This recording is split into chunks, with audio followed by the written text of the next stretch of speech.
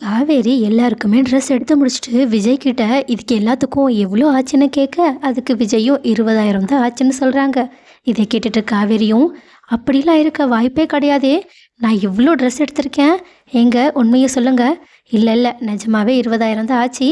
இது என்னோட ஃப்ரெண்டோட ஷாப்பில், அதனால தான் டிஸ்கவுண்ட்டுன்னு சொல்லிட்டு காவேரியை நம்ப வச்சு அங்கேருந்து அனுப்பி விட்டுறேன்.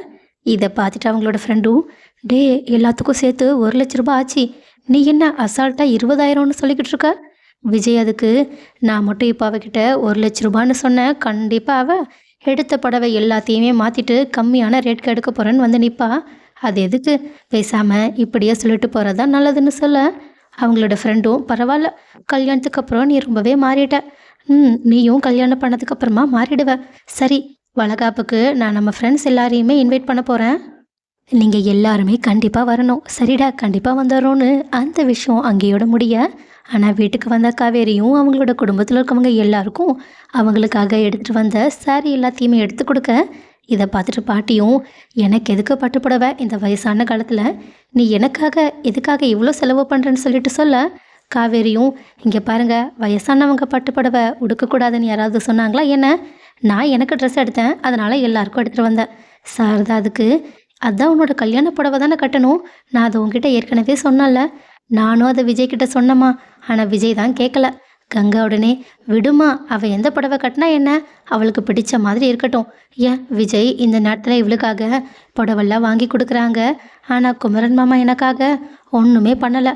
காவேரி உடனே, அதுக்காக தானே நீ வளகாப்பப்போ குமரன் மாமாவை நல்லாவே செஞ்சு விட்டுட்டியே. இதை பார்த்துட்டு ரொம்பவே வருத்தப்பட்ட கங்காவும், ஆமாண்டி, நான் அதை யோசிக்கும் போது ரொம்பவே கஷ்டமாக இருக்குது. நிஜமாவே குமரன் மாமா மேலே எனக்கு கோவம் இருந்துச்சு தான், ஆனால் நான் அப்படியெல்லாம் பேசியிருக்கக்கூடாது. நான் அப்படி பேசினதுனால தான் இப்போது குமரன் மாமா வெளிநாடு போய் கஷ்டப்பட்டுக்கிட்டு இருக்காங்க. காவேரியும், சரி விடுக்கா, இதுக்கப்புறமா இதுக்காக அப்படி யோசிச்சுட்ருக்க, இன்னும் 3 மாதம்தான், கண்டிப்பாக மாமா உன்னோட டெலிவரிக்கு வந்துடுவாங்க. அதான் விஜய் குமரன் மாமா கிட்ட பேசினாங்கன்னு சொன்னாங்கல்ல. ஆமாண்டி, சரி விடு, இவ்வளோ சந்தோஷமான நேரத்தில் நான் இதுக்காக என்னோட சோக கதையை சொல்லணும். சரி, இதெல்லாம் யாருக்கு? இதெல்லாம் விஜயோட பாட்டி தாத்தாவுக்காகவா? இல்லை, நான் அவங்களுக்கு ஏற்கனவே கொடுத்துட்டேன். அப்போது இது யாருக்கு? இல்லை, அங்கே அவுட் ஹவுஸில் தங்கியிருக்காங்கல்ல, அவங்களுக்காக தான். உடனே கடுப்பான சாரதாவும், இங்கே பாருடி, அவங்களுக்கு எதுக்காக வாங்கிட்டு வந்து நின்றுக்கிட்டு இருக்க? இல்லைம்மா, நான் எல்லாருக்கும் வாங்கினேன், அவங்களும் வீட்டில் இருக்காங்கல்ல, அதனால தான் அவங்களுக்காகவும் எடுக்கலனா நல்லா இருக்காதுல்ல. உடனே பாட்டி, ஆமாம் ஆமாம், கரெக்டு தான், அவங்களுக்கு நீயே போய் கொடுத்துட்டு வந்துடு. இதை கேட்ட சாரதாவும், இவ்வளோ நேரம் உன் பாட்டி எனக்காக எதுக்காக ட்ரெஸ் எடுத்தாலும் சண்டை போட்டுக்கிட்டு இருந்தாங்க, இப்போ பாரு எல்லாத்துக்கும் அவங்களுக்கு ஓகே. காவேரி உடனே, அம்மாம்மா கொஞ்சம் பொறுமையாயிருமா, நான் நிஜமாவே சொந்தக்காரங்கன்றதுக்காக ஒன்றும் எடுக்கலை, அவங்க சும்மா இந்த வீட்டில் தங்கியிருக்காங்கல்ல, அவங்களுக்கு எடுக்கலைன்னா நல்லா இருக்காதுன்றதுக்காக தான் எடுத்தேன்.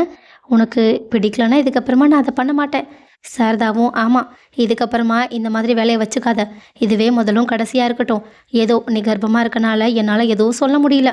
சரி, இதை போய் நீயே கொடுத்துட்டு வந்துடு, ஏன்னா நீ கொடுக்கறதா முறையாக இருக்கும். காவேரி உடனே, அக்கா நீயும் என் கூட வரியா? கங்கா, ஆமாம், நானும் போயிட்டு வரட்டுமா?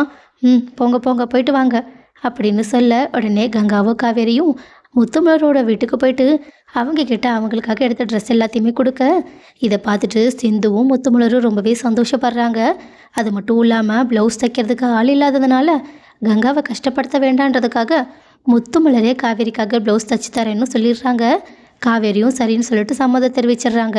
அதுக்கப்புறமா இந்த பக்கம் விஜய் இந்த மாதிரி வளகாப்புக்கான டெக்கரேஷன் அது இதுன்னு எல்லா வேலைகளையுமே பார்த்துக்கிட்டு இருக்க, இதை பார்த்துட்டு காவேரியும், சரி வளகாப்புக்கு யாரையெல்லாம் கூப்பிட போகிறீங்க? உடனே விஜயும், நான் என்னோடய சைட்லேருந்து என்னோடய ஃப்ரெண்ட்ஸ் எல்லாத்தையுமே கூப்பிட போகிறேன், சொந்தக்காரங்க அவங்க எல்லாரையும் பாட்டியும் சித்தியும் பார்த்துப்பாங்க. உடனே காவேரியும், ஆமாம், நம்மளோட ஆஃபீஸ் ஒர்க்கர்ஸ் எல்லாரையுமே கூப்பிட போகிறோம்ல. ஆமாம் ஆமாம், அவங்களையும் கூப்பிட போகிறோம், ஏன்னா அவங்க கொஞ்ச நாளாகவே ரொம்ப ப்ரெஷரில் இருக்காங்க, அதனால் அவங்களையும் இந்த ஃபங்க்ஷனுக்கு இன்வைட் பண்ணால் நல்லா தான் இருக்கும். காவேரி அதுக்கு, எங்க நான் இன்னும் கொஞ்சம் பேரை இன்வைட் பண்ணட்டுமா? யாரை? இல்லை, நம்மளோட கஸ்டமர்ஸை இன்வைட் பண்ணட்டுமா? எதுக்காக காவேரி? அவங்களுக்கு நம்ம 6 மாதத்தில் வேலை செஞ்சு கொடுக்க போகிறதா சொல்லிட்டோம், இதுக்கப்புறமா அவங்கள பர்சனலாக இந்த மாதிரி ஃபங்க்ஷனுக்கு கூப்பிட்றதெல்லாம் சரியாக இருக்காது, வேண்டாம். இல்லைங்க, நிஜமாவே அவங்க நம்மளோட பேச்சை கேட்டுட்டு அமைதியாக போனாங்கல்ல, அதுக்காக ஒரு மரியாதைக்காக அவங்கள ஃபங்க்ஷனுக்கு கூப்பிட்டா நல்லாயிருக்கும். அதே நேரத்தில் கண்டிப்பாக இது நம்மளுக்கு பாசிட்டிவாக தான் இருக்கும். எனக்கு அவங்கள கூப்பிடணும்னு ஆசையாக இருக்குது, அதுவும் நானே அவங்கள நேரடியாக போய் கூப்பிட போகிறேன், அவ்வளோதான். ப்ளீஸுங்க, எனக்காக நான் இதை மட்டும் தானே கேட்குறேன்.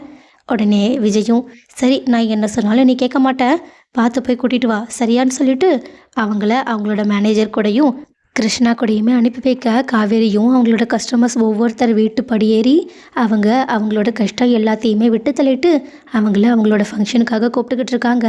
அப்போ இந்த அளவுக்கு காவேரி எல்லார் மேலேயும் அக்கறையாக இருக்கிறத பார்த்துட்டு கிருஷ்ணாவும் காவேரி கிட்ட, தயவு செஞ்சு என்னை மன்னிச்சிருங்க மேடம், நான் உங்களோட நல்ல மனசு புரியாமல் இதுக்கு முன்னாடி ஆரம்பத்தில் உங்களை ரொம்பவே கஷ்டப்படுத்துகிற மாதிரி பேசிட்டேன்.